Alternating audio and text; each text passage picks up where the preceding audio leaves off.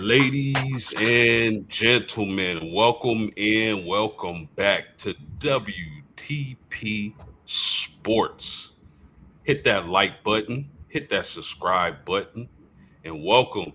As in tonight, we breaking down that AFC West, the mighty AFC West. And before I start, I got some special gentlemen with me tonight that's gonna break it all the way down for y'all. I got Rob, I got SEC Sean, I got Mossberg. How you, the living legend? How you doing tonight, Rob? Man, I'm doing fantastic, man. I'm glad I got a chance to get on tonight because I needed some podcasting sports in my life because these last 2 days have been really, really long. Yes, sir. Yes, sir. Are you excited? Are you getting that itch for football yet? Man, I'm getting that itch. Same here, man. Same here. And I got my main man, Mossberg of Level Up Sports 10. How you feeling tonight, homie? Man, feeling pretty good, man. And, it's a little bit of excitement with me as well. Of course, being here with the guys, man, talking to sports, but, really chilling with my great nephew a little bit today, man. Getting to see my young great nephew, man. It was just a ball watching him sleep, watching him be up, smiling, just starting to figure out life at the very young age of about 2 months, 3 months. So just watching him smile and just enjoying the guys in the chat as well. And just here for this great show that we about to put on for the people. Yes, indeed. Yes, indeed. Mossberg changing diapers. And I got my man, last but not least, certainly not least, SEC Sean. How you doing tonight, homie? Good.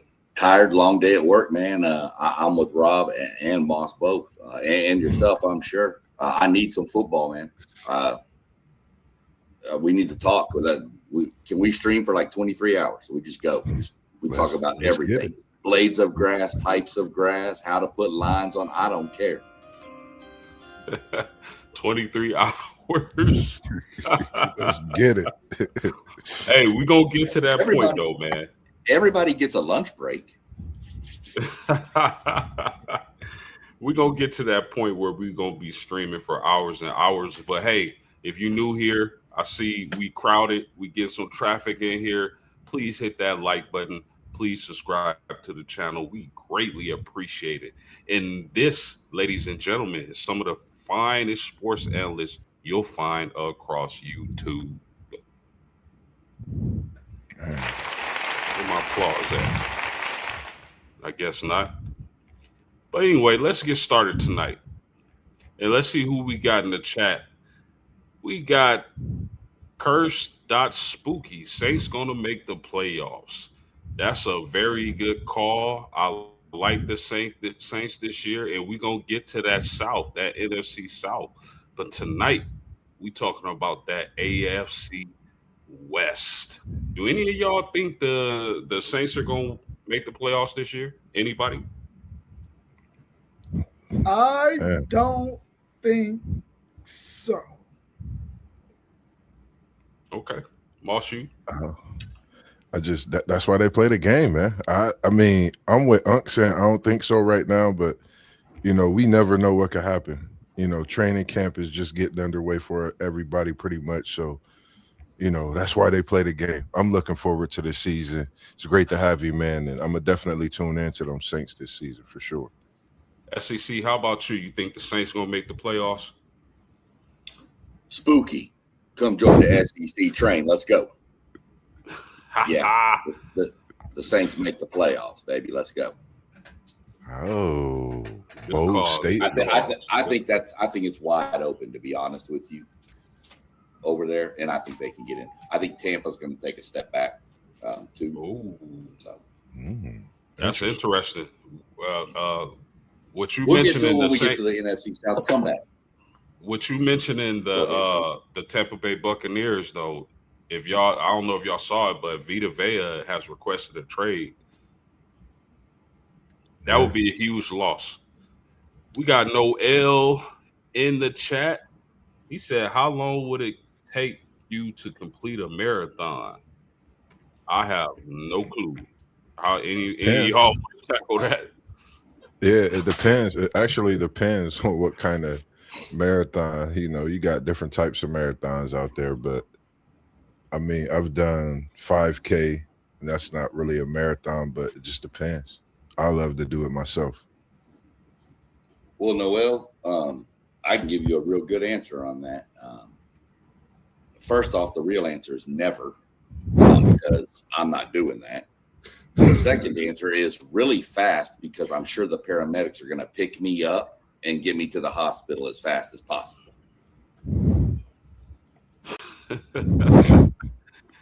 Noel said a normal one, 42 kilometers. Yeah, man, I give you one short spurt and then I'm toast. That's it. That's all. But I know why y'all came here. Y'all came here because we breaking down that AFC West, and we gonna start with the Las Vegas Raiders, my homies. And I'm gonna start with you, the living legend, Mr. Robert Brown. What do you expect under new coach Clint Kubiak? Or how long do you expect? How long do you think it's going to take him from turning around that offense?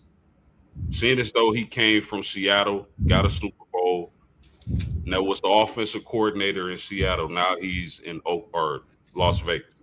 What do you see out of the new head coach Clint Kubiak? I think the offense is going to be okay. I think he's going to be able to turn that thing around this year. Now, he just happens to be in the division with some really good football teams, so he might not be up at the top. But offensively, I think they're going to be improved. I mean, you coming over there with an offensive-minded guy who understands offense. He got a good piece with a veteran quarterback in Kirk Cousins. Now, Kirk Cousins is not going to thrill the world, but he's going to do good enough in the system to have them successful. It might not turn into wins, but they're going to be a good enough offense to where when it's time for Mendoza to take over, he'll be able to do so. I mean, you got a really good running back in Ashton Genty. You got a good veteran quarterback who I think can manage the team. And then you got Brock Bowers at the tight end position, who I think is probably going to end up being the best tight end in the NFL in a couple of years. So I think he's going to do a fantastic job. The offensive line is okay. He got some decent wide receivers. I think they're going to be fine, and I think he's going to be effective in year one. Already. Shinobi, how you doing? We see you in the chat. Thanks for tuning in. Moss B, what do you expect out of new coach Clint Kubiak? For one, I definitely expect him to get this offense rolling. You got to think, with him leading Seattle, no one thought that Seattle would be in a position they would be in. You see what he did with Darnold and Kenneth Walker, and we know where he's at this year with the switch. And I think when he comes over to the Raiders, he has a veteran quarterback in Kirk Cousins. You go get Fernando Mendoza. You already have an Ashton Genty. So you could definitely make things happen with this offense, and you have a Brock Bowers, like Unc said. Then you go to that wide receiver position. I think this is a wide receiver that's slept on in the NFL, and that's Jalen Naylor out of LSU. I think he is a gem, and I think this could be his breakout year, having a guy like Kirk Cousins. We know Captain Kirk is going to spin that thing as parlay post, and he's going to try to get this offense rolling. And when you have a weapon in Ashton Genty, and let me say, he did get 10 total touchdowns. He didn't reach 1,000. He was 25 yards off of 1,000, but his average on his catch was much higher than his per rush. And he had this equal amount of touchdowns. So that was an interesting thing for me. And we know who is the quarterback for Las Vegas now. So when you get a Kirk Cousins and you go spend that first round pick on Fernando Mendoza, I think you invested in getting this offense going. I think it'll be a turnaround for the offensive side, knowing that they place statistically 28th in passing yards. Rushing yards, they was dead last, I believe, at 32. So I think it's only up with this Oakland Raiders offense. No doubt about that. Hey, man, shout out to OG Mr. West in the chat. He said, respect to the host and to the chat from Southern Oregon.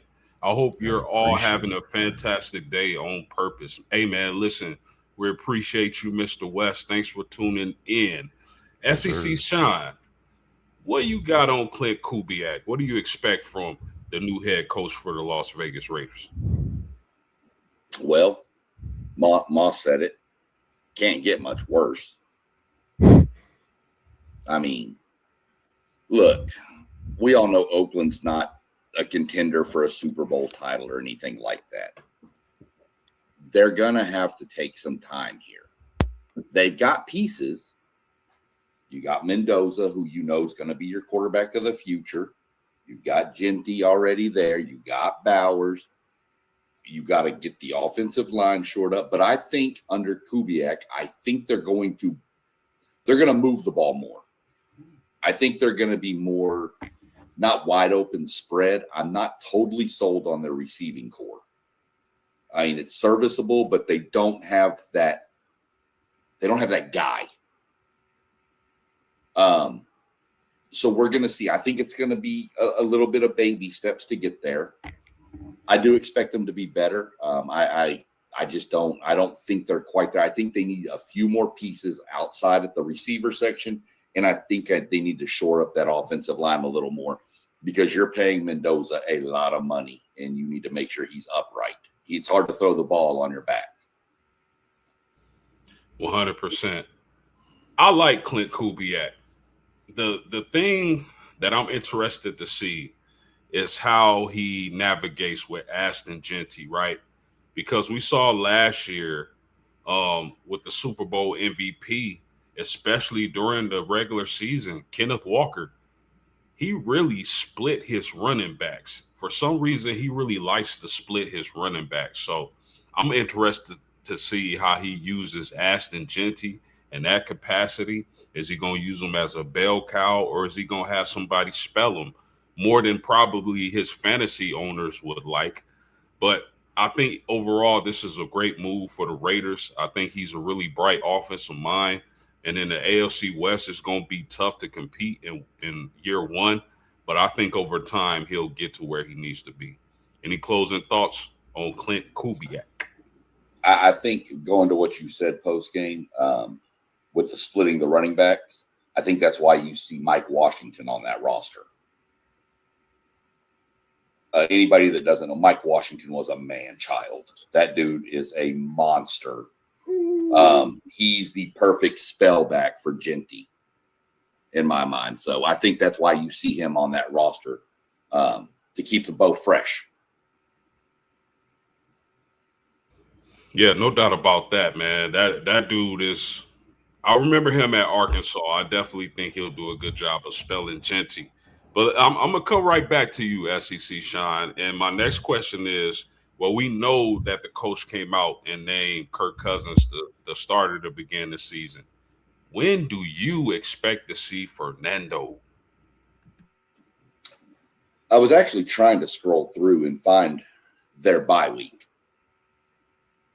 Because I think by then the Rails are going to be off on the season. You're not going to make it into the postseason, especially not in that division. So I'm looking at the bye week. That's the prime time. Let Cousins play, hit the bye. You got 2 weeks of prep. You've been prepping the whole time. I don't care what anybody says. Practicing on the sideline with the ones is not game speed. I don't care how many reps you get in practice. You are not up to game speed as a rookie. I think bye week is going to be the time. I was trying to find it on their schedule. I'm just talking and not looking it up right now. So that's my theory. Bye week is when we see, barring any injuries to Cousins, by the way. Obviously, if something were to happen, he'd start. But if we're saying Cousins stays healthy, which we all hope so, bye week is my call. What you got, Mossberg? When do you expect to see Fernando? I'm not expecting to see Fernando unless Kirk Cousins make mistakes. And when I say, it puts me in the thoughts of when he was at Atlanta and the situation with Penix. Penix ended up getting hurt after that overall, but I think Kirk Cousins, that veteran leadership, bringing him out there to try to, Brock Bowers, he has some weapons with his skill set, being that veteran quarterback. I think he could get this offense moving. I think it gives Mendoza the opportunity to see everything full speed. Now, they don't have a bye week until week 13. Will he get in prior to that? I mean, it's possible. I think that falls on what Kirk Cousins does. And when you think about it, the Raiders can actually possibly start 3-1 in this first month of the NFL. They have Miami at home. They go to San Diego. And of course, they got to go to New Orleans, another team we was just talking about. So those 2 road games early could test the waters. It may be something that says Mendoza starts sooner than later. Or, man, we're going to keep the wheels rolling with Captain Kirk and see what we can muster up through Mendoza just being on that sideline, continuing to soak up that NFL readiness. And, I mean, I don't know. This is a division that could go any way. We seen what Bo did last year. We seen the injuries. Of course, we'll get to that, but that's just my thought. It could happen sooner or it could happen later. The Raiders is in the, you think of the Raiders as a lost art, but this is Vegas.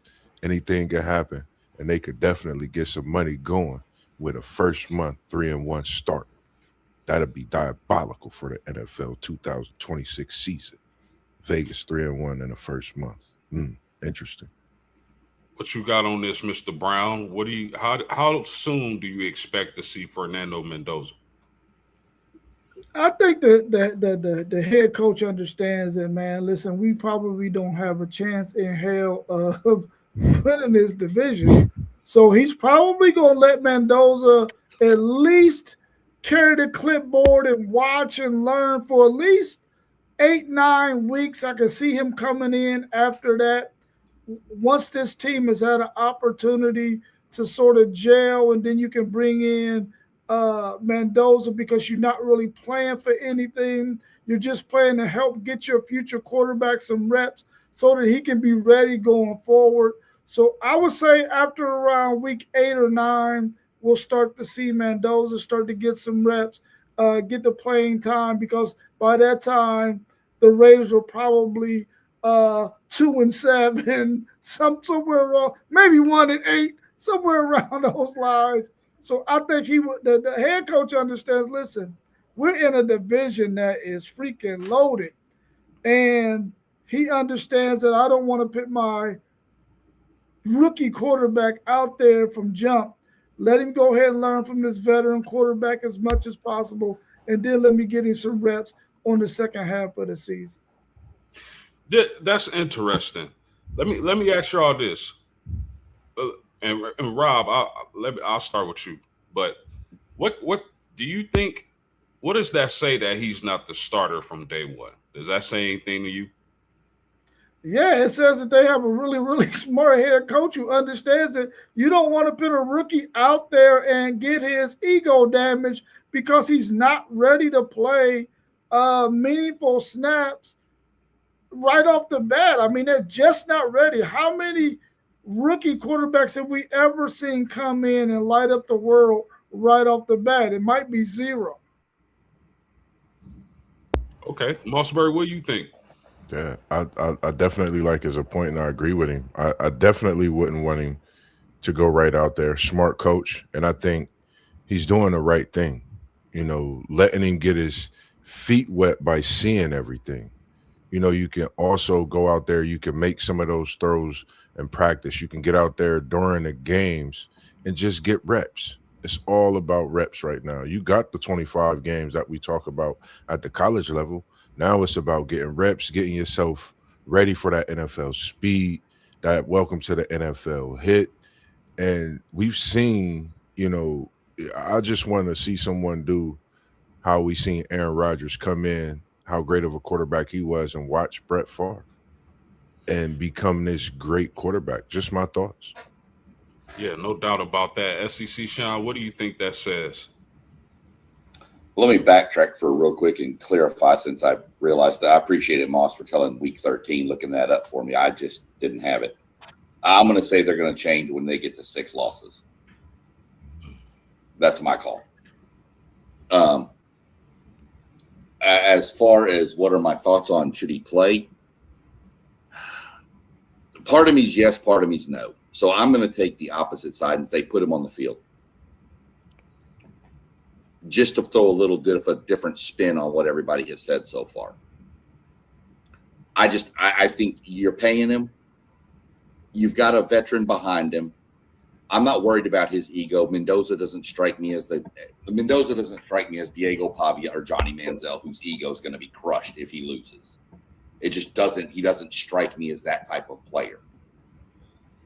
Excuse me. So my theory is I want him on the field because I don't want to waste a whole season and not know what I have going into next season. I need to know what I have. If I'm Kubiak, I need to know what I have heading into the draft for 2027 so I know what I need to get for him to make him the quarterback I know he can be.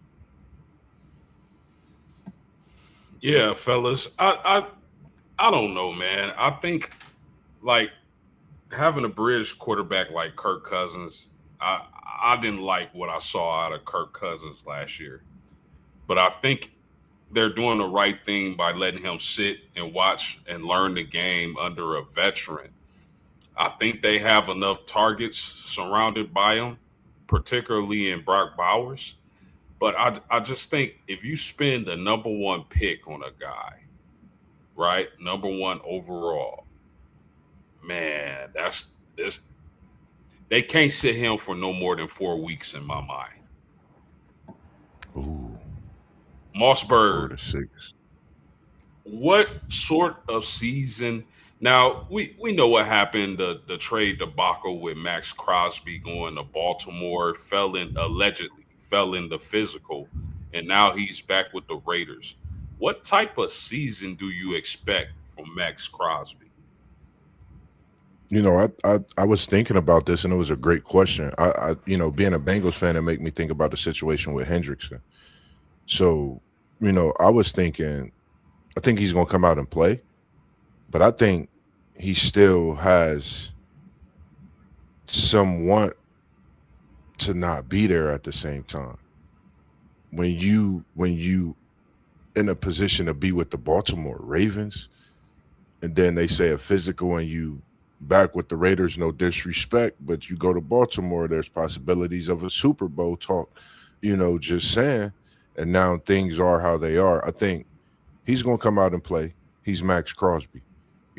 That's one thing we love about it. And at the end of the day, I want to see him play. But I think for me, he's going to get out there. He's going to suit up. He's going to play. But it's going to be a part of him that's just wanting to be in Baltimore still. That's one thing for sure. Mr. Brown, what type of season do you expect from Max Crosby? First, he has to find a place he's going to be. We don't know if he's going to be a Raider, if he's going to be a Cowboy. We know he couldn't be a Raven. So wherever he lands, I think he understands, listen, I got to go and I got to ball out. And I think wherever he starts the season at, he's going to play lights out because he's going to be ultra focused, ultra aggressive. He knows that he has to do whatever's necessary to get to that next contract. And I think he's going to go out there and put it all out on the line and have a tremendous season. I'm excited for him. I feel like this is a guy who has averaged at least 10 sacks every season. I expect it to be like that going forward. I mean, he's forced 11 fumbles in 110 games, 439 tackles. I think Max Crosby, wherever he ends up playing, whether it be the Raiders, where he can ball out and try to get another team to look at him so he can pass a physical, or whether he end up at the Cowboys before the season starts, he's going to go out there and do his thing because he understands that if he's going to stay in this league. No doubt about that. Shout out to Lucas Fam in the chat. We appreciate you. SEC Shine, talk to the people. What do you expect from Max Crosby this year? Max Crosby is the wild card. Didn't pass the physical to go to Baltimore, as the other gentlemen, Moss and Rob, have mentioned. So if I'm Max Crosby, I'm coming out with my hair on fire. And I'm fixing to prove to everybody I am that guy. I am healthy. And then on the back, when they got those little towels, sometimes they write messages on them.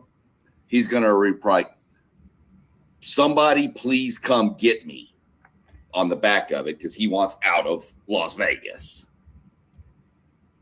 But yeah, I expect Matt Crosby to prove that I am healthy. I am ready to play. If you are a contender, I'm going to throw it out there because Uday Moss, find him. Go get that man. You lost Shamar Turner in practice for the Bengals. Now, we're not talking about the Bengals, but if I'm the Bengals, I'm circling him. And as soon as I know he's healthy, I'm pulling anything I can to go get that man. Yeah, that's a good point because the Bengals did lose Stewart. So we'll see if they're in the market for a pass rusher. Man, shout out to the chat, man. We appreciate y'all support.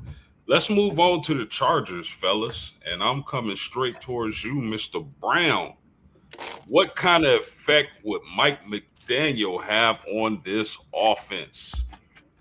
Man, listen, he's going to have a tremendous effect.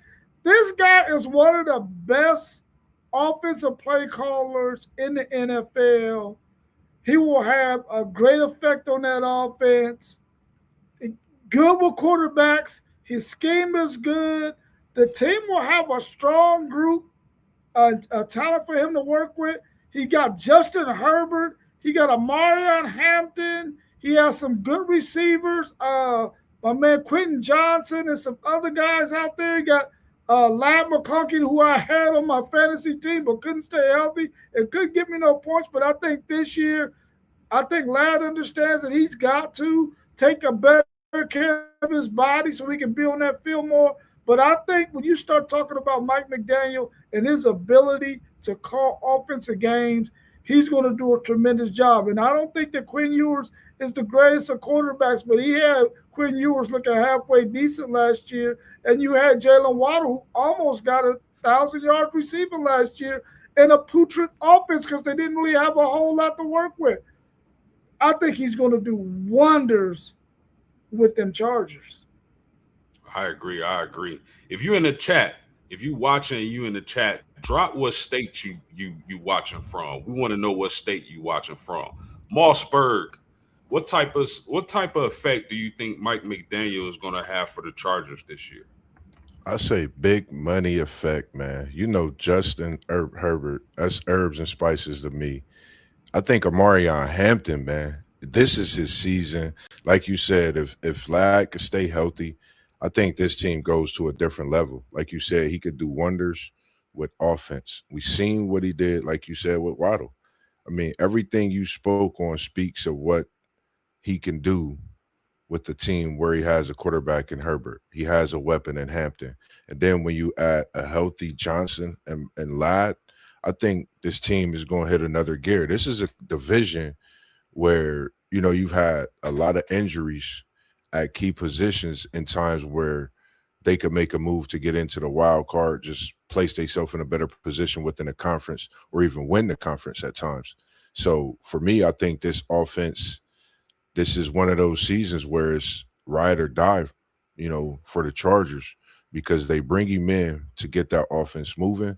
I think this is the year they wanted to move in that direction to try to win this division as well. So I like it. And then when you got Joe and Slater, you know, you got Alton Slater back moving and they grooving and they healthy. I think this offense could really take off to the next level. Can it be elite? Is something that I think about in this AFC West. No doubt. SEC Shine, what type of effect do you expect Mike McDaniel to have on the Chargers? Oh, man. I was hoping you'd skip over me for this one because I'm not a fan. I don't like I get he had numbers and they put up numbers in Miami, and anybody that can make Quinn Ewers look even like he's got a pulse is something phenomenal. But I'm just not a fan. I'm not a fan of the Chargers team. I just don't. I don't like what I'm seeing in on their roster. I just don't. There's nothing on that roster that makes me go, I need to watch them. So I think he's going to struggle a little bit. I think he's going to need a little bit to put what he wants around him. You don't have that Jalen Waddle type receiver there. I'm sorry, you just don't. You don't have a Devon A-Chain running back there. You just don't. Hampton's good, don't get me wrong. But I think the best receiver, which I think we're going to talk about in a minute, is on the second string right now on that roster. So that's my take on McDaniel. We'll see. I could be exactly wrong. It's just what I've seen from him. I don't see the weapons he had in Miami on this roster. Whoa. Man, that's I mean, I guess it's 3-1 because I love Mike McDaniel with the Chargers this season. When you think about all the weapons they have, Omarion Hampton, Trey Harris, Quentin Johnston, Lab McConkey, man, I really like. And then, like Moss said, that their O-line being healthy this year. I love what the pieces Mike McDaniel has to play with this year. I think they get the job done. I think they're going to be exciting offense. SEC Shine disagrees. He doesn't like the move. So we're going to see how that plays out. But me personally, I'm excited. And I'm gonna come who do I start with? I'll start with Rob. Okay, so yeah. Moss B, I'm gonna start with you, my man. Who will be the number one wide receiver for the Chargers? Man, I honestly want to go live. I've been watching this guy, man. When he's healthy, he's one of the top receivers in the NFL. I mean, he catches everything. He's a great route runner. His length, body. But that's one thing that I've been thinking about this season. Will he be able to get through this AFC West season healthy? Or will a player like Trey Harris, become healthy? But I'm going live. I like this kid. I've been liking him since he came in. I think this is a year that, when you talk about even breakout players in the division at this position, I think he breaks out and he could be that man on the team this year. That offense will definitely be geared around getting him the ball and getting everybody else the ball to where it's not wearing and tearing on that body to get those injuries as well. So, like you said, I like the offensive moves that they made with bringing a coach in, and I think it's going to make do for live this year in a big way. Agree. SEC Shine, who's the number one target on this offense? Man, I thought after my last take I was going to get banned from talking anymore. I'm going to tell you right now, the best receiver I see on this roster, I told you he's on the second string. Rookie Brennan Thompson. That kid is electric. There's nobody that's going to run with him. I'm going to tell you right now. I fully expect, not at the start of the season. I think that's I think the start of the season, you're looking at Johnson as the number one. McConkey is more of a possessional. I'm going to just give me the ball. I saw Lad McConkey when he played in college, and dude, I mean, if it was near him, it was his. So he's that. But I think as far as dynamic, helping the offense generate and get down the field, I think Brennan Thompson is going to wind up being the number one on this team by the end of the year. Wow. SEC Sean is dropping bombs today because I did not expect to hear that. But you know what? Is this not the bold take show? And if you get it right, you get a prize or something? Because I'm shooting for every bold take I can get. You know what, man? Now that you say that, the type of receivers and players that Mike McDaniel likes is speed guys. He loves speed guys. So guess what? I may take a dart throw on him in my fantasy league Don't tell anybody, though. Mr. Brown, who's going to be the number one receiver for the Chargers this year? Well, it's got to be Quentin Johnson. I mean, he's a guy who's been there for a couple of years. You know what I'm saying? A guy's been in the NFL for a little bit.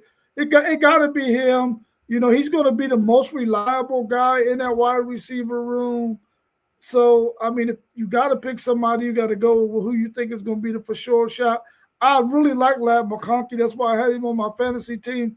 And I really like Brennan Thompson, who started off at Texas but just couldn't find himself on a way to get on the field because he was so small at that time. Not that he's gotten much bigger, but he's gotten much better with his route running and with understanding how to play football. He was mainly a track dude. So now he understands things, and I'm proud of him for being able to make it to the NFL, bro, because I didn't think he was going to ever be able to do that after going from Texas to Oklahoma, then to Mississippi State, and now he finds himself with the Los Angeles Chargers. I like all of those picks that everybody picked, but I'm going with the safe pick, the sure bet, Quentin Johnson. Yeah, fellas, those are great picks. I'm taking Lad McConkey. I know he had a down year last year. Rob, I'll offer you a trade for him in the fantasy league. I'm glad I pulled back and kept Amarion Hampton instead.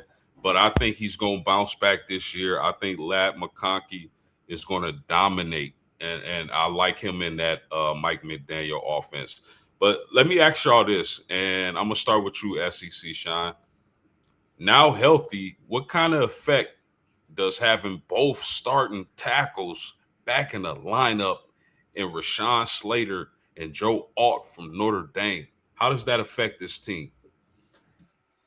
Anybody that's watched any of our podcasts that I've been lucky enough to be a part of knows I love the big uglies.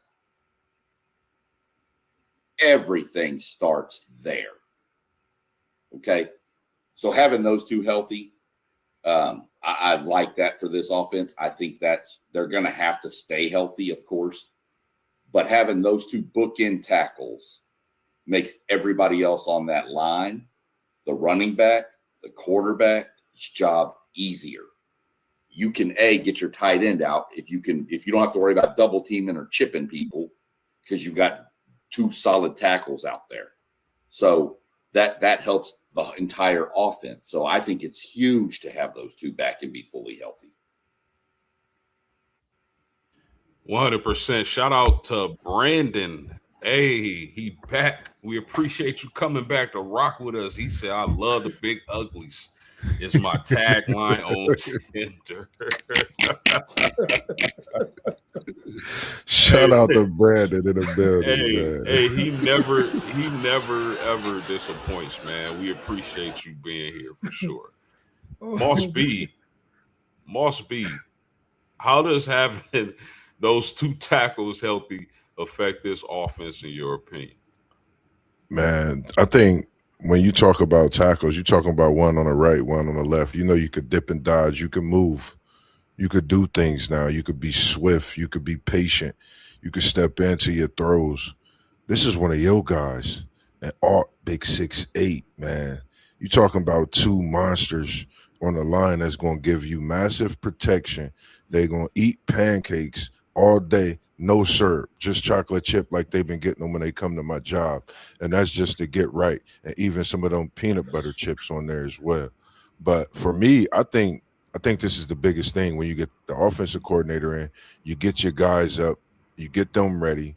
The season start, I think this is the year where we might see something special out of herbs and spices. I can't remember if I said that last year. I was definitely riding, feeling like he could do something very good.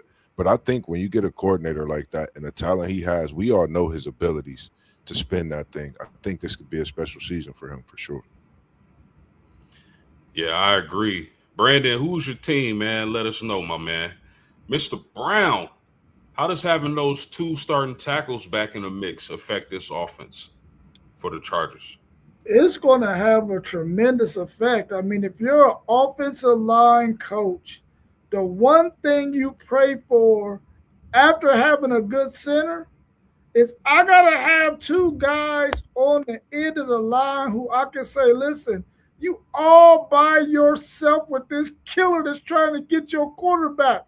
And if you can do that and you don't have to chip and you don't have to help because your two tackles can handle people one-on-one, man, that's the offensive line coach greatest dream. And I think they got two really good ones at the Chargers. It's going to have a massive effect.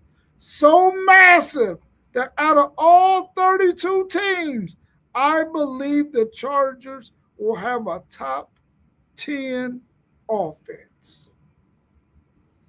I definitely agree with that. And my man Brandon said the Texans. Well, I rock with the Colts, homie. So, Ooh, that AFC South is going to be bonkers. man, So, crazy. fellas, that was the Chargers. We hope y'all enjoyed that. We're going to move on to the Broncos, the winner of the AFC West last year. And this is a really interesting team, in my opinion. And I'm going to start with SEC Sean. What kind of effect will Jalen Waddle have on this offense? A huge effect. Huge. I mean, you're talking, I'm not going to put him in like the top 5 or anything like that. But, I mean, you mentioned what he did last year. I mean, I know it was down there in Miami, but, man, you're putting him up there in Denver with Bo Nix, who I believe was a little bit slept on at the beginning of the season, but came on. Cortland Sutton's out there. Troy Franklin's out there. These dudes, man, look, they're gonna. This is going to be an offense. This is going to be a very scary team in general. This offense, I think this offense is going to be very electric this year. This is probably going to wind up being, in my mind, probably a top 5 offense in the NFL, is what I see. If everybody plays to their paper, which we know sometimes things happen, but everything goes all right. I think Bo Nix is going to take another step. I think the additional Waddle just makes them even more dynamic. Agreed. Mossberg, what you got on Mr. Waddle now with the Broncos? And one thing, to get into this thoughts of this team and Waddle, man, I think it's special. He get with Bo Nix, and Bo Nix loves to throw the deep ball. You talking about a speedster. I've been watching Waddle since he was at Alabama. I felt he was the best wide receiver at Alabama when he was there. And it was the next year that Devontae Smith went crazy. But when you get a specimen like Jalen Waddle, we already know his abilities as far as his speed, the run after catch. But that opens up, like you said, Sutton. That opens up Marvin Mims Jr. You got Ingram. Then you got Lil Jordan is one that I thought about in this offense as well. I think Waddle opens the offense up so much more. I think Bo Nix increases to another tier. I don't know if they have him at tier 1, tier 2, but I think he increases his performance. And I want to see how he is after this injury. That's been my main thing.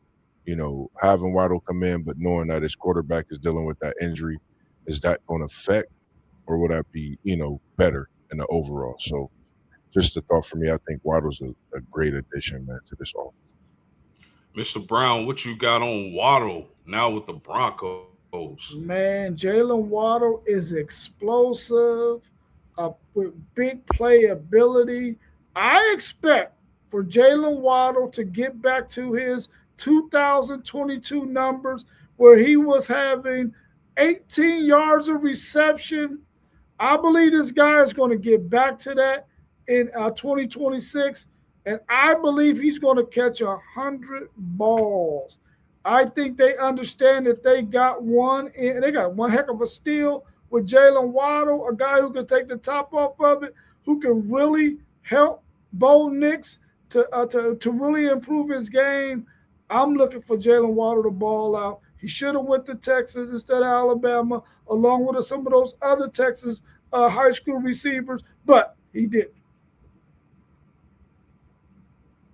Yeah, it seems like everybody is high on Jalen Waddle, and I'm with y'all. I love the move. This was Sean Payton at his best, getting Jalen Waddle in this offense, and now he complements Cortland Sutton at the wide receiver position. I think they complement each other really well. I expect fireworks with Bo Nix and Jalen Waddle. So let me move on, and I'm gonna start with Mr. Brown on this one. Is Bo Nix an elite quarterback?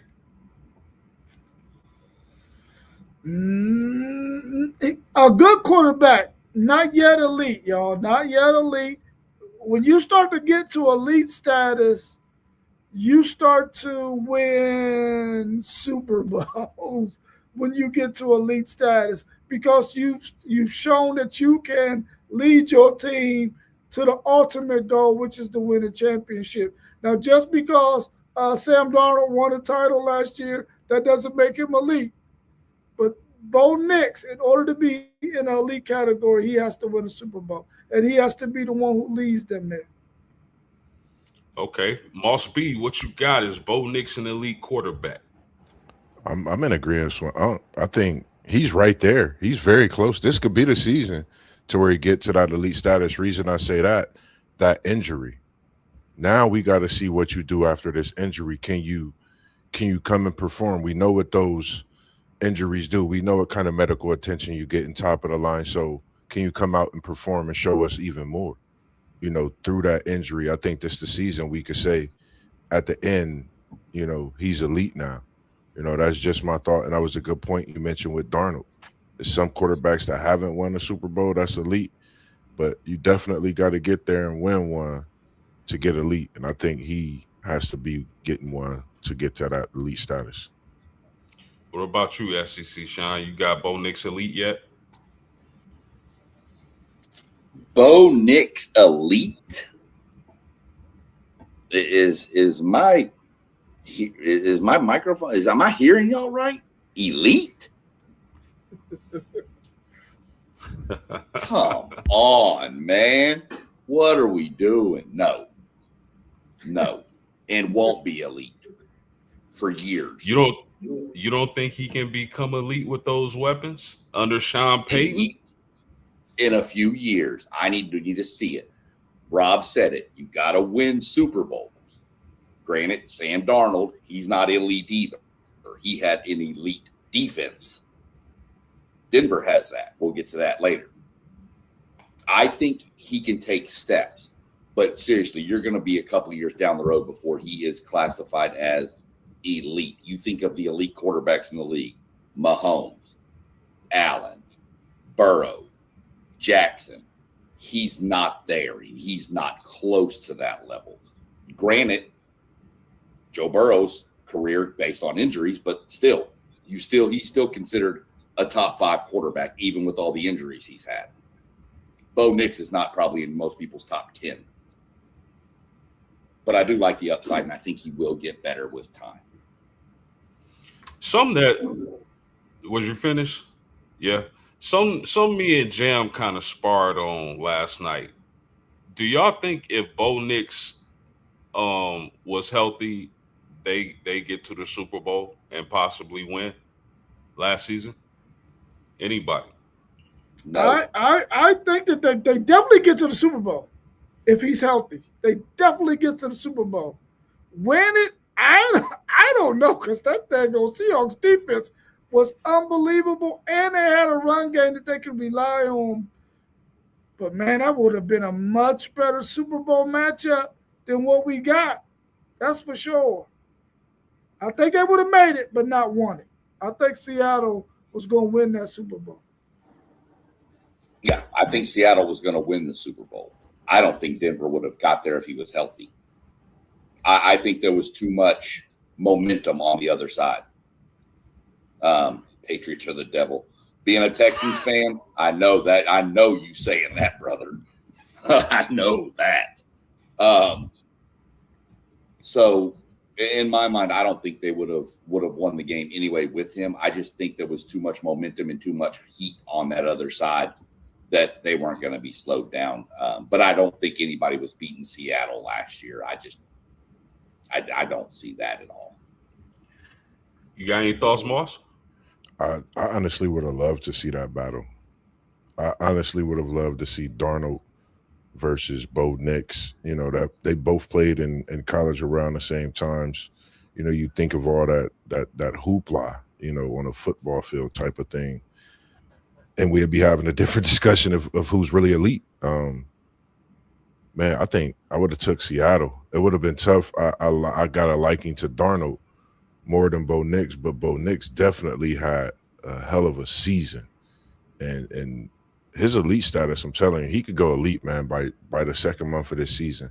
I think he's out to prove something. You don't just go get a weapon like Waddle to not make sure that your quarterback's elite. That's just my thoughts on that as well. Something to think about, fellas. I heard that Bo Nix dropped back the most times out of any quarterback in the league last year. So something to think about. Mossberg, do you I know we talked about the Texans last week and how crazy we all think their defense is going to be. But let me ask you, do you think that the Broncos have the best defense in the NFL? Man, this Broncos defense is different. Like in the NFL, I want to see it this year. As far as in, you know, it's been a lot of major moves made, but this Broncos defense, they stayed together, and they've strengthened numbers. They playing with a new facility. Shout out to the Walton Penner ownership group. They got the new facility bought, 205,000 acres, 175 million. They spent some money, so I think the defense is going to definitely play a little stronger. NFL, I say top five. I say they definitely got a top five defense for sure. Surtain said he's going to be doing some things different. So if he makes those adjustments and we see this Denver defense ball hawking early from those adjustments, I think they could actually be a top defense as well. These first few months of the season before Christmas is my thoughts and seeing how this Denver team could possibly go back to the AFC Championship, because you know I'm who they. I'm not saying you're going to the Super Bowl with Joe Burrow healthy or who they in the game, but I'm just saying their defense could definitely be tops in the NFL for sure. What you got, SEC? We know the best defense resides in Houston. We know that. Denver, have y'all looked at their two deep roster? Is that the most no-name defense you've ever seen that is an elite defense? That defense has like Bob Jones, Fred Smith, just dudes. But what I see, they are a very good defense, don't get me wrong. But they're not on the Texans level. I got them ranking somewhere at about 6, 7.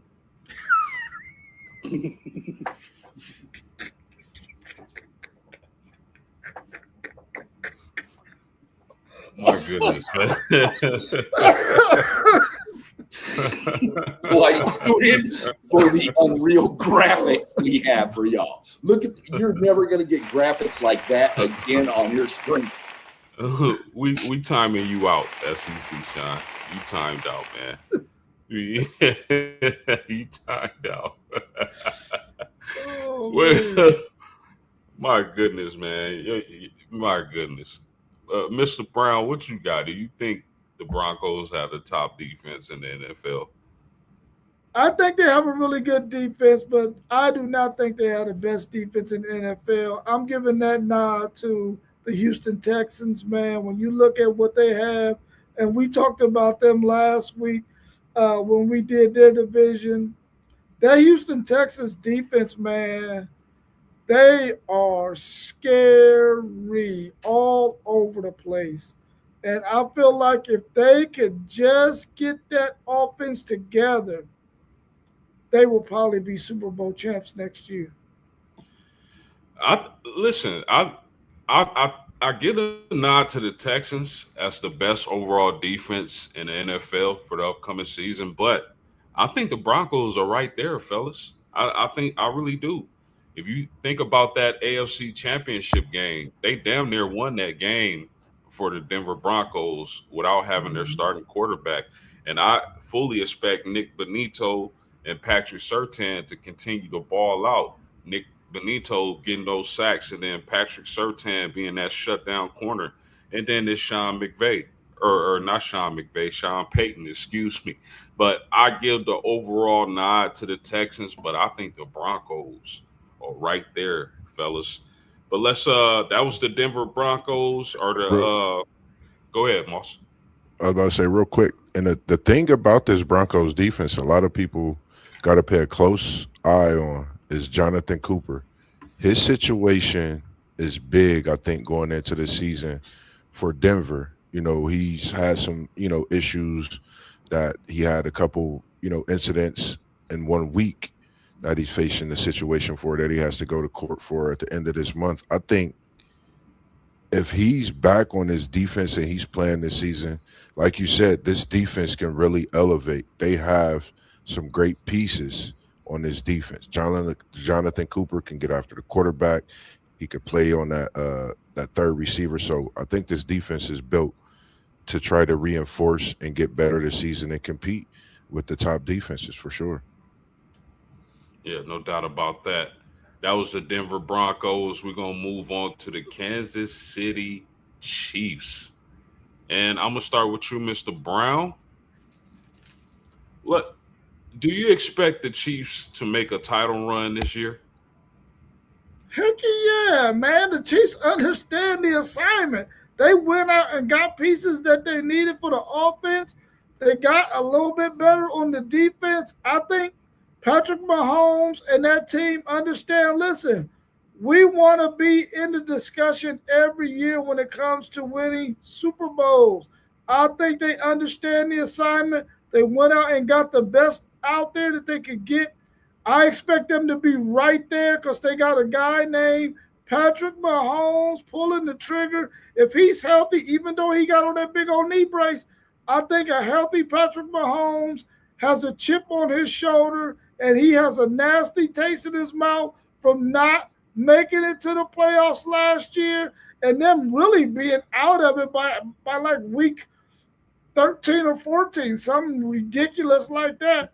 I expect them to be right there again. They're in a really tough division, though, playing against the likes of the Chargers and the Broncos, who are we think are going to be pretty good teams. But I think they're definitely going to be right there, ready to play for another Super Bowl. Okay, Mossberg, what do you think? What's your thoughts on that? You expect them to make a title run? I think you're on mute. I really wonder how. My thing is what is Kansas City going to do? This Mahomes, Kelsey, title run. I honestly don't think it's a title run year for Kansas City. I think you've seen the rebirth, as I spoke on yesterday. That rebirth is when a player comes out and they're at a certain rating, but they got so many badges, and I think we've seen the rebirth already of Patrick Mahomes. So I'm not going to say they on for a title run, but I think I'm looking to see what does Mahomes do after the injury.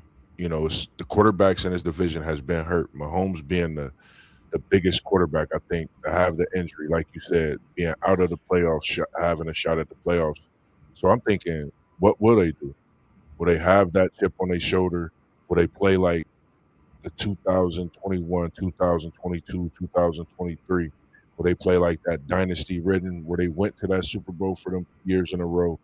Or will we see a team like Denver, a team like the Chargers, or a team like the Raiders defeat them this year within the division and look elsewhere? So my thing is, can Patrick Mahomes come back from the injury and lead this team to the promised land, be in the playoffs itself before we even look at the Super Bowl?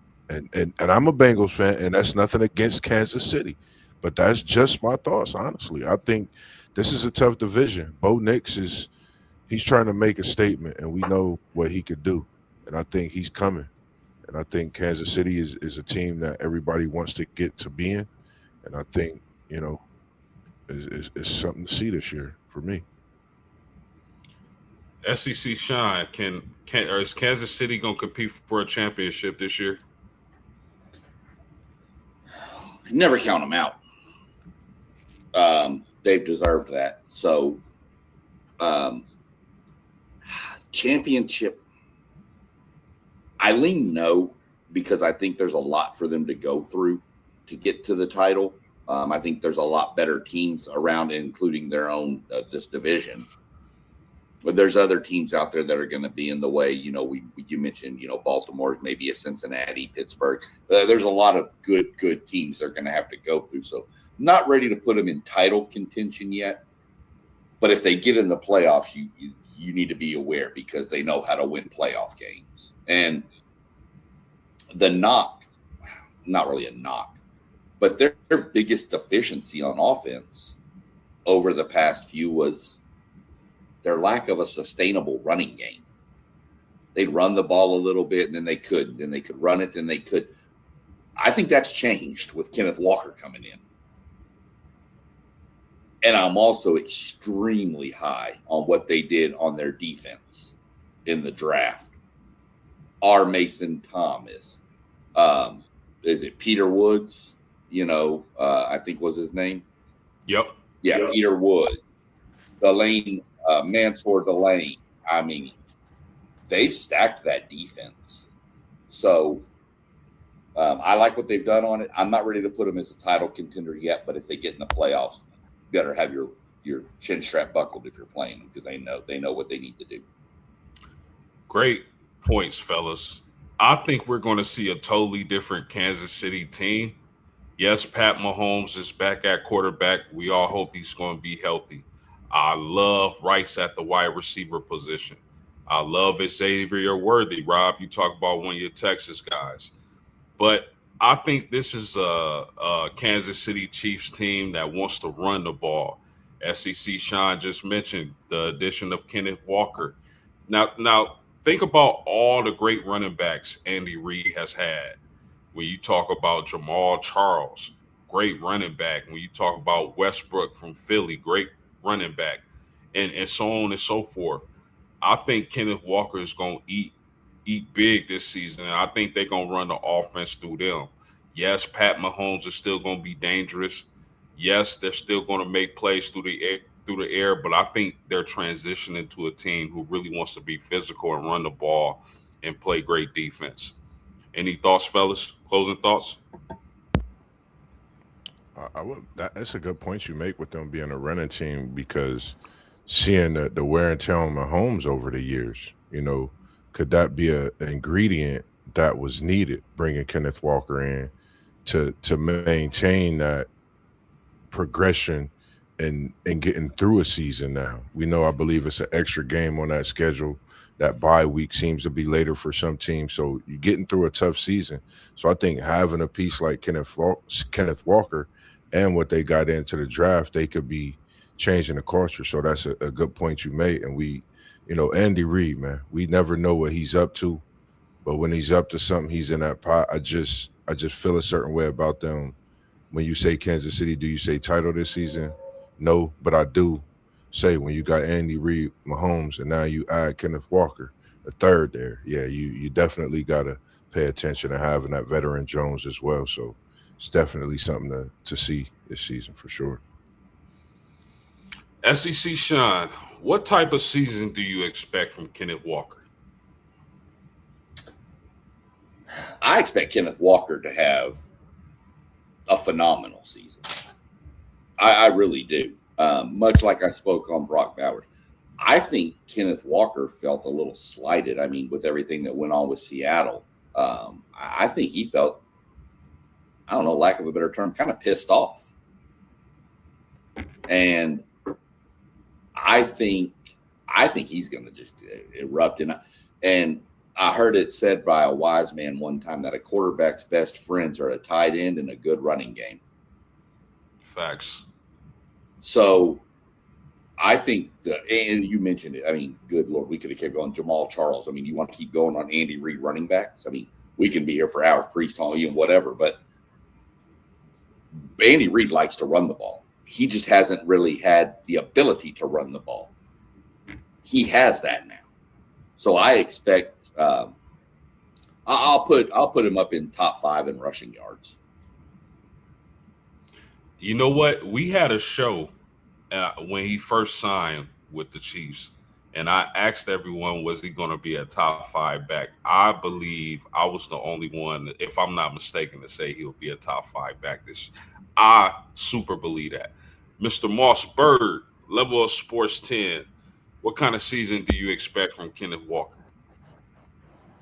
Man, I think you only could have a better season. He cracked the 1,000-yard mark. We seen he had to carry a load.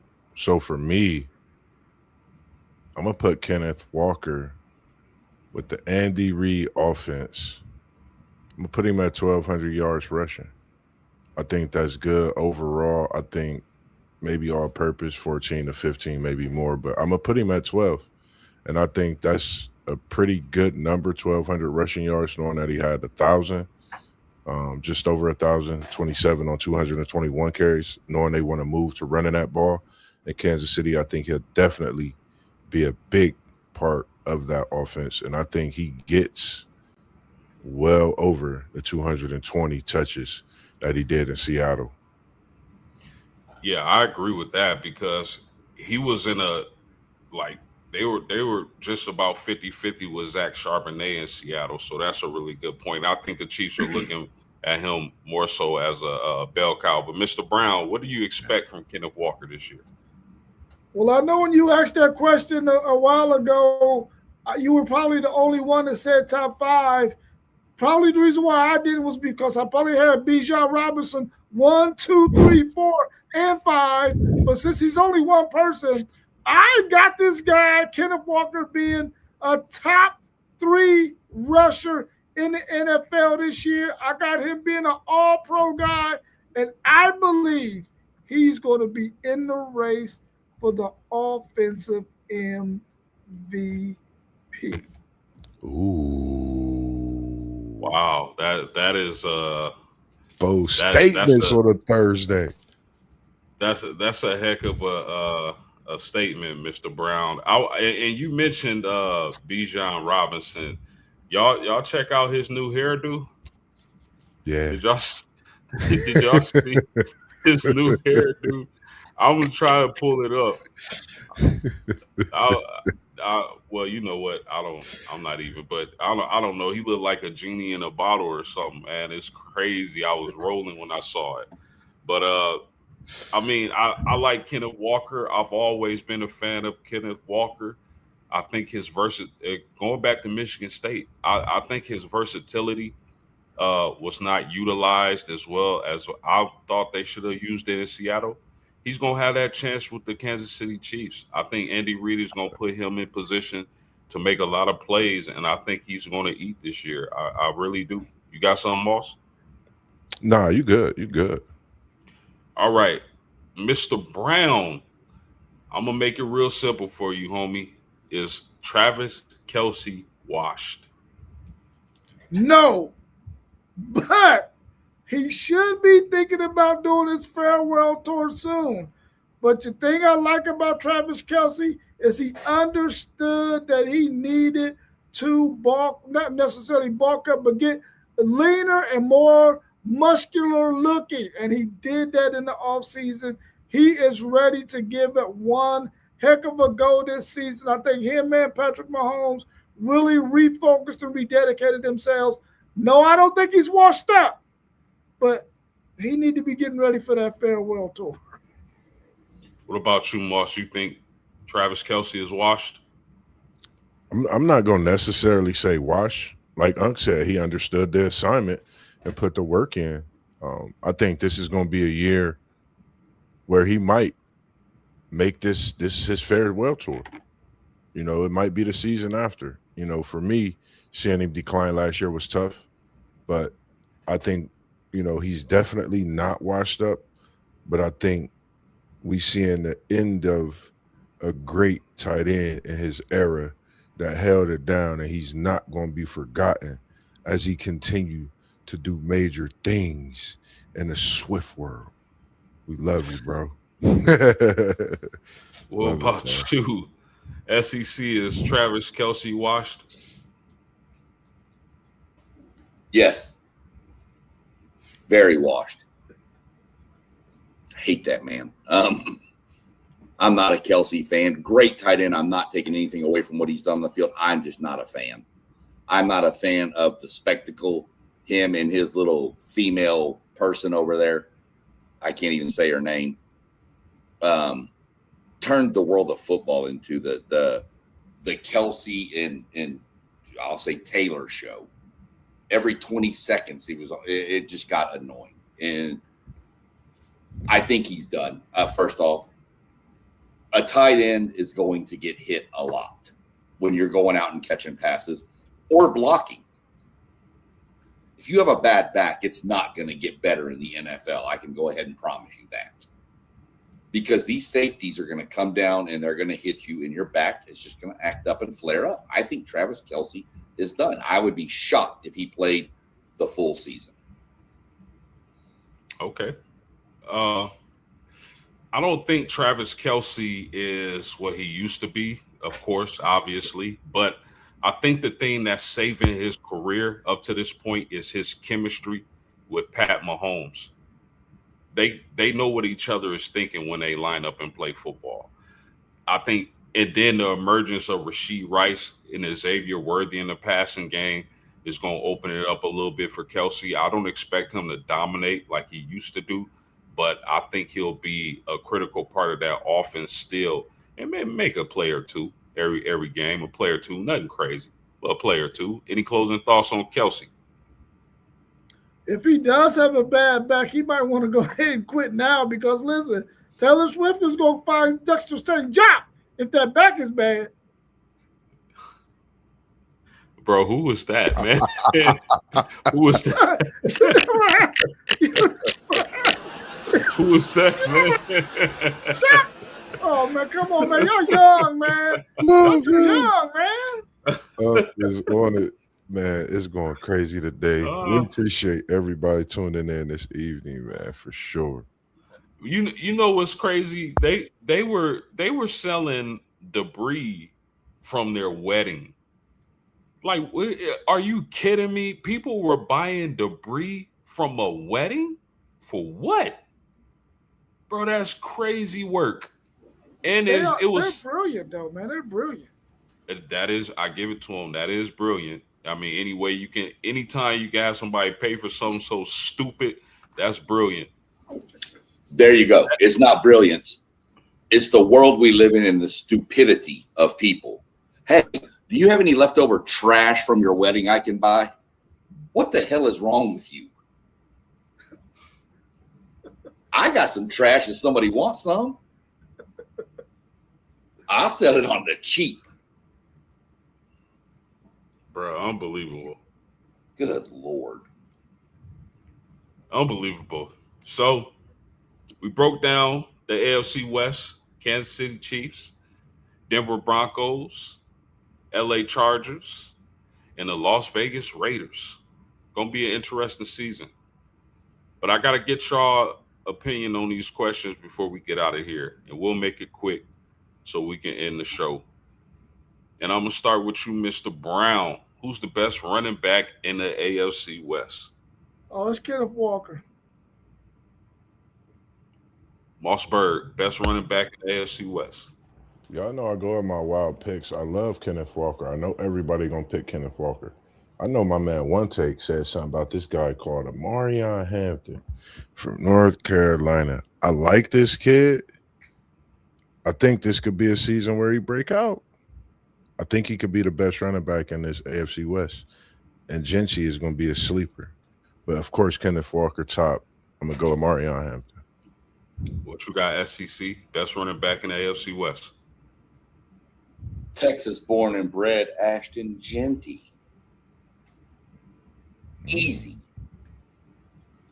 Yeah, I'm with SEC on this. I think Ashton Genty is the best running back. Will he have the best season? No. I don't know. I don't know if he'll have the best statistical season, but I definitely think overall he's the best running back in this division. SEC, or I'm sorry, Mossberg, best wide receiver in the AFC West. Damn. Oh man, this is one. Man, I like that Naylor kid, but I'm a go Unk's boy from Texas. Speed, Xavier Worthy. He know I'm coming to see him, man. That boy hit my Bengals with a couple of them moves, and I still ain't been right since. Xavier Worthy, man. Texas boy. That boy is different. Man, come like on, him. man. Come on, man. Come on, man. I don't even think Xavier Worthy is the best receiver on his team. But Xavier Worthy it is. Who you got, SEC, best wide receiver in the AFC Come West? on. Coming out of the great state of Texas from Houston, Bel Air Episcopal High School, Jalen Waddell. You got Waddle, the best receiver? Yes, this year he will be the best receiver in that conference. Watch. I don't think anybody stands up to him. Oh, man. With what he brings with the electric playmaking, I just don't see it. Mr. Brown, please. No, Who's the best receiver in the AFC West, dog? Please, man. And listen, I am not passing up this opportunity to tell you that Texas wide receiver Xavier Worthy is the best wide receiver in his division. Listen, I gotta plug a Texas guy in here right here and now. Listen, you got Rice back. You know what attention he's gonna draw. Then you got Kelsey, and then you got a run game. Lightning is going to be streaking down the field, bro. You are about to see Xavier Worthy ball out. Plus, he didn't have the kind of season he wanted to have last year because he couldn't shake that little ankle injury. This guy is going to ball out because attention is going to be on Rice because Rice is all that in a bag of chips. Then you got to worry about the run game. And you know Patrick Mahomes and the play action pass. And that dude, the fastest guy in the NFL at the combine all time. Exactly. Man, listen. Okay, sis, all y'all so confident in Xavier Worthy. I hope y'all take him in the first round of our fantasy draft. Or if he there, I'm taking him. First round, right? First pick. First overall, Xavier Worthy is going first overall. Listen, man, I think that I'm going to give the nod to his teammate, Rashee Rice. I know he had some offseason troubles. I know he's been injured, but I think he's healthy. I think he got all his legal problems taken care of. I think Pat Mahomes looks for this guy like a daughter looks for her father when he comes home from work. I think Rashee Rice is going to eat. I think he's going to kind of take the place of Travis Kelce with those shorter routes around the line of scrimmage and in the middle of the field. I think he's going to accumulate a lot of catches and a lot of yards and a lot of touchdowns. I love Rashee Rice. Draft Xavier Worthy and leave Rashee Rice for me. Best tight end in the AFC West, Mr. Mossberg. This is probably the toughest one for me. That tight end position is tough. I think Kelce, with what he did in the offseason, I think he'll come back. I think he revamps himself. I think having Kenneth Walker opens it up for Kelce. If we really think about the positions he was in last year to make plays, if we think of maybe you were a little too, big, you had to get a little lean, like Unc said, this offseason workout. I think Kelce, until he leaves, as we think about on the basketball side, until LeBron go, he's the greatest at what he do at his position. I think it's two Andrews and Kelce. I'm gonna take Kelce right now in this division, still doing what he do. Bro, man, I'm finna throw this laptop so far across my garage, man. Mr. Brown, who's the best tight end in the AFC West? I'm going with BB and not King. Brock Bowers, the tight end for the Las Vegas Raiders. I feel like this year he is going to be ready to pick up where he did in his rookie campaign. He's going to be the man to me. I'm going with Brock Bowers. SEC Sean, best tight end in the AFC West. Brock Bowers. I don't even think I really need to say anything else. Yeah, it's Brock Bowers. Yeah, I mean, Brock that dude, Bowers. God, he's a physical specimen. So, yeah, that's where I'm going, Bowers. Anytime, I will say this, anytime Mossberg makes a pick like this, he's normally right. But I got to disagree. I got to disagree. No, my bad for interrupting you. I wanted to go with Brock Bowers. It's just, I don't know, man. You know when Andy Reid be up to things like this, you see something different. I respect Brock Bowers. And I think, yes, he is that tight end. But I'm thinking just this season, I'm going to give it to Kelsey because the possibilities of what they could do. You know, I think this is a season where they're the underdog as well. Bro, you are crazy. The best tight end in the AFC West is hands down easily. I don't even know how this is a debate. It's Brock Bowers. Do you see how this man runs routes like a wide receiver? How shifty he is? Hands, catches, everything. Man, come on, bro. Let's move on, though. And shout out to our man, Tyne. We appreciate you for being in here. He said, and I believe Denver will win that division again. Everybody is Patrick Mahomes happy, and the Chargers have a pretty good running back, too. I forgot his name, Omarion Hampton. I love Omarion Hampton as well. But to close out tonight's stream, I need a prediction on who's going to win the AFC West. And I'm going to start with you on this, Mr. Brown. Who's winning the AFC West this season? And I'm picking the Kansas City Chiefs. Really? Yes, sir. Yes, sir.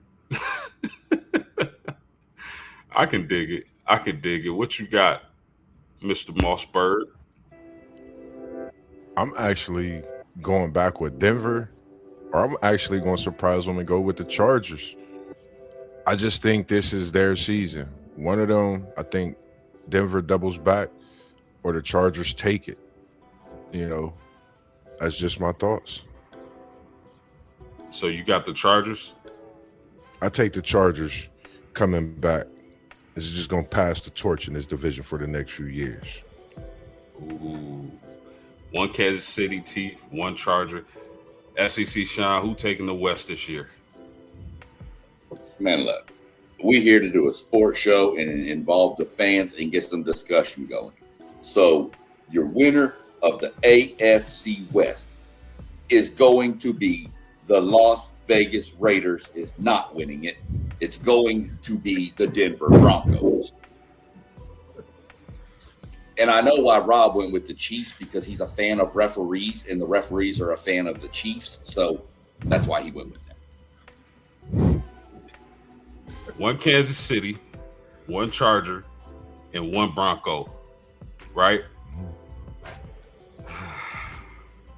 Fellas, this is tough. I think, does anybody else think they can get 3 playoff teams? Yeah. I think they could. I think they could. I really do. Didn't the NFC West do it last year? Somebody did. Was it the West? It was the NFC the West. Rams? It was Seattle, Rams, and San Francisco, right? NFC West. Show you right. Show you right. NFC West did it last year. Show you right. Man, dang, it's tough because I like what the Chargers did, but I love Sean Payton and the Broncos. I'm going to Broncos. Let's go. Broncos gonna win it 2 years in a row. Ooh. Shout out to Time, man. He said that's a whole number one fact, because when Tom Brady played in New England, it was always the referees are cheating in New England. I know for a fact they are cheating in Kansas City. Hey man, listen, you in this day and age of gambling and parlays and whatever, man, I wouldn't be shocked, but it is what it is. Any closing thoughts before we get out of here, fellas? Man, we just appreciate everybody always tuning in to us, man. Just make sure y'all tap into all the channels at the bottom, of course. Stay locked in. Conversations with Mossberg still coming in next week. I'm gonna get back to him. I'm not gonna tell you who. I have a guest for you next week. We just gonna chop it up a little bit and even talk some football, maybe some basketball as well. So just make sure you tuned in for that as well next week. For sure. Mr. Brown, you got anything? Nope, I'm good. SEC Shine, you got anything? Nope, just same thing. Like, subscribe, go help us out. Hit the notification bell. Tune in. We got some content coming, guys. Man, Patreon, Spotify, we all over the place. TikTok, Instagram. I don't care. Go get us. Real quick, up, my Moss? bad, Post. I was about to say, I know I do a lot of meeting people while I'm at work, and I told them I would definitely send a shout out to all those people, all those kids, parents who I've, gave the Level Up Sports 10 piece of paper to with all of our information on it and the website. I appreciate y'all coming into the job, giving me the availability to take that time to talk to you about WTP Sports Deuce, Level Up Sports 10, and smile and laugh with your kids and, have a little writing to their hat. So I appreciate you all. And Vanilla P was one of the names that I had this past week, and it was a great thing seeing her and her family. So just wanted to send you a special shout out as well. For sure, man. I appreciate y'all hanging with us tonight. Check us out Saturday at 10 a.m. Eastern Standard Time. 10 a.m. Eastern Standard Time. Turn on your bell notifications so you know when we pop up. We appreciate the chat. Make sure y'all like and subscribe. For Rob, the living legend, Mr. Brown, for Mossberger, Level Up Sports 10, for SEC Shine, and myself, Postgame and Postgame Sports, we out of here. Peace. Peace.